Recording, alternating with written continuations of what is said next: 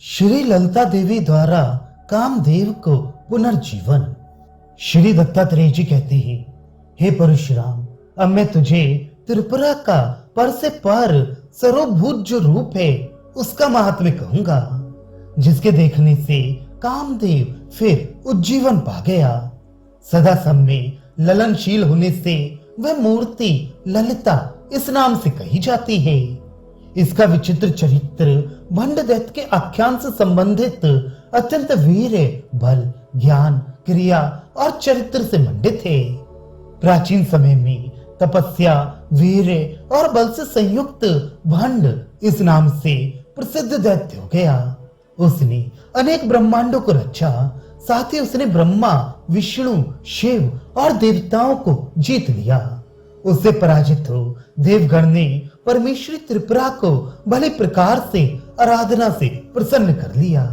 वे देवगण की प्रीति के लिए अग्नि कुंड से आविर्भूत त्रिपुरा की मूर्ति ललिता हुई। उसने भंड दैत्य को सब गण सहित मारकर जगत को सब उपद्रवों से रहित स्वस्थ बना दिया। तब विष्णु प्रमुख देवगण ने ललितांबिका की स्तुति कर श्रद्धा से विनम्र हो कामदेव के पुनः आविर्भाव के लिए देवी की प्रार्थना की।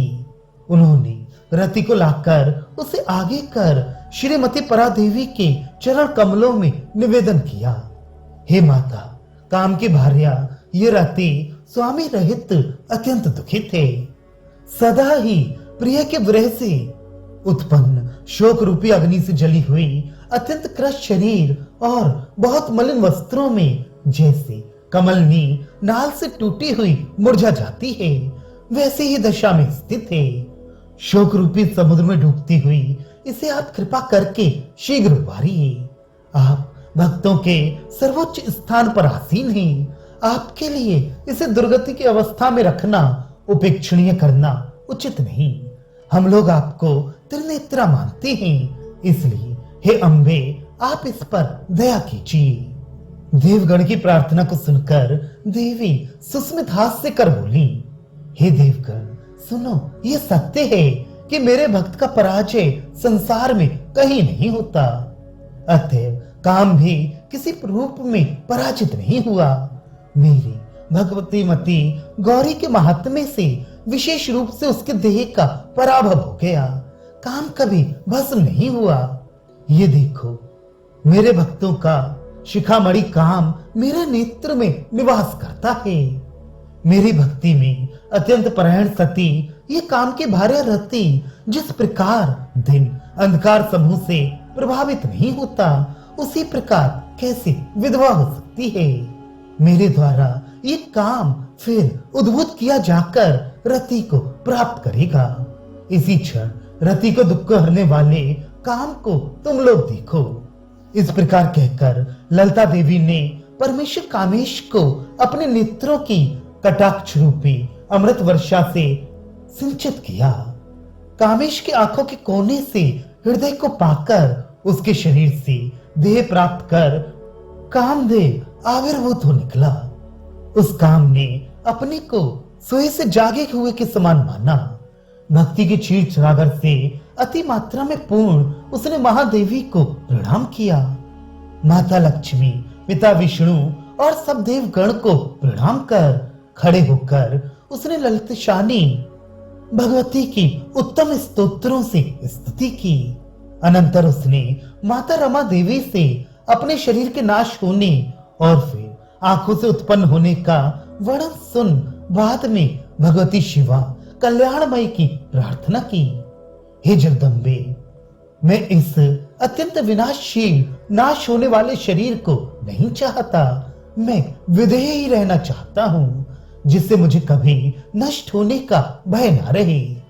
महेश्वर से पराजय पाया मैं जीवित रहने योग्य नहीं हूँ। यदि त्रिनेत्र भगवान शिव मेरे आघात से पराजित हों, तब तो मेरे जीवित रहने का प्रयोजन है। सत्य ही ये मैं आपके सामने शपथ लेता हूँ। मैं उसके नेत्र रूपी अग्नि में पतंगे के समान जल गया। हे अम्बे, आपके चरणों का अवलंबन लेने वाले मैं जीवन का लाभप्रद कोई फल नहीं। हे देवी, इसलिए मेरे जीवित देह से अलग कीजिए। मैं देह की कामना नहीं करता, मेरे ऊपर दया करें। श्री देवी के चरण कमलों का आश्रय लिया हुआ साक्षात रमा का पुत्र औरों की श्रेणी में हार गया, मैं फिर अधम लोगों के समान जीऊं, धिक्कार है मुझे। इस प्रकार काम के वचन सुनकर श्री ललितांबिका बोली, हे वत्स, शत्रु के गर्व को मर्दन करने वाले काम, तू इस प्रकार खिन्न मत हो। मेरे चरणों के आश्रय लेने वालों के कहीं भी पराजय नहीं होता। जिस प्रकार सोए पुरुष की स्थिति हो जाती है, वैसा ही तू मेरे दोनों नेत्रों में स्थित था। भगवती गौरी के श्राप से भस्म हुआ तेरा शरीर ही जला था। तेरे शरीर से उत्पन्न तेरे सामने ही ओजस्वी असंख्य कामदेव सब लोकों में अत्यंत उत्कर्ष रूप से रहते हैं, उनका तू स्वामी बन। अनंतर अम्बा ने देहधारी कामदेवों को बुलाकर कहा, हे कामदेव, ये मेरा प्यारा काम राजा दिव्य रूपधारी तुम्हारा शासन करता है। तुम इसके देह से उत्पन्न सब इसी के आदेश में रहना। हे काम, फिर देह पाकर जा निमेष में ही शिव को पराजित कर। पुत्र उत्पन्न करने के कार्य के लिए देवगण ने उसकी प्रार्थना की है। जैसे समुद्र गंभीर अचल है, वैसे शंकर निष्काम ही है। जब तू आक्रमण कर घात करेगा तो वह विवश और चंचल इंद्रियों वाला होकर मोहित बन पर्वत पुत्री गिरजा से शीघ्र मिलेगा और विष्णु को भी मोहिनी रूप से प्राप्त करेगा। जैसे तू स्थूल शरीर को नहीं चाहता, तो तेरी भार्या रति को छोड़ त्रिलोकी में अन्य कोई तेरे शरीर को नहीं देख पाएगा। अब जा, शीघ्र ही शंकर को काम युद्ध में पराजित कर। इस प्रकार आज्ञा पाकर काम शंकर के पास सब प्रकार से सज्जित हो गया। अपने शत्रु शिव को अदृश्य काम ने बाण से आघात किया। काम द्वारा अत्यंत प्रलोभित और देवगण द्वारा अत्यधिक प्रार्थित शिव कामदेव के बाणों से आकुल हो पर्वत पुत्री गौरी से मिले। उस संबंध से देव सेनापति स्कंद का आविर्भाव हुआ, जिसने तारक आदि प्रमुख दैत्य जो भंड के महावीरशाली पराक्रमी मित्रगण थे, वे पराजित हुए।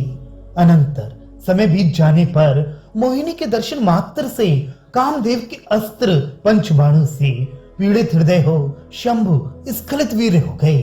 तुझे फिर काम के पुनर्जन्म का ये सब आख्यान सुनाया।